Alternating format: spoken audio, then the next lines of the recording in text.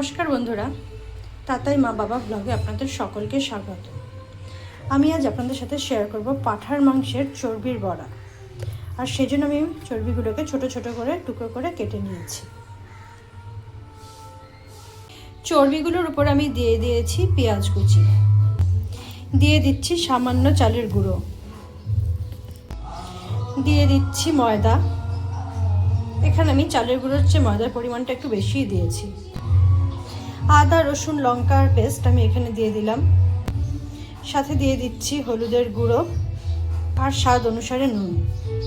এখন অল্প অল্প করে জল দিয়ে আমি এটাকে গুলে নেব।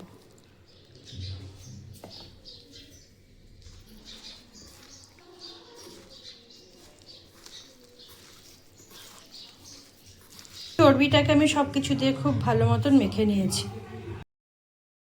এবার বড়াগুলোকে আমি ভেজে নেব। সেজন্য আমি কড়াইয়ে দিয়ে দিয়েছি সরষের তেল। খাসির তেলের বড়া ভাজতে কিন্তু খুব একটা বেশি তেলের দরকার পড়ে না। তেল গরম হয়ে গিয়েছে, এখন আমি একটা একটা করে চর্বি এর মধ্যে ছেড়ে দেব।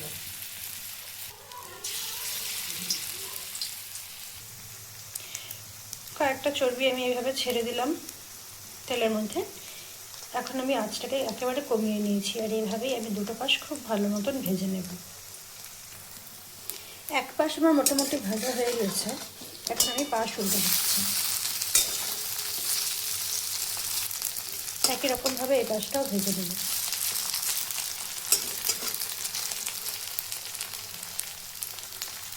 বড়াগুলো দুটো পাশে আমি লাল লাল করে ভেজে নিয়েছি। এখন এগুলোকে তুলে নেব আর বাকিগুলোকেও ভেজে তারপর ফিরে আসবো আপনাদের সামনে। একটি প্লেটে পরিবেশন করে আমি ফিরে আসলাম আপনাদের সামনে। এই চর্বির বড়াটা কিন্তু গরম ভাতের সাথে খেতে দারুণ লাগে। অথবা আড্ডা দিতে বসার সময় যদি এই চর্বির বড়া নিয়ে বসা যায়, তবে কোন ফাঁকে যে এটা শেষ হয়ে যাবে কেউ বুঝতেও পারবে না। এটা এতটাই সুস্বাদু হয়।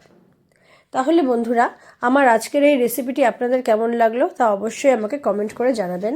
আর ভালো লাগলে আমার চ্যানেলটিকে সাবস্ক্রাইব করে আমার পাশে থাকবেন।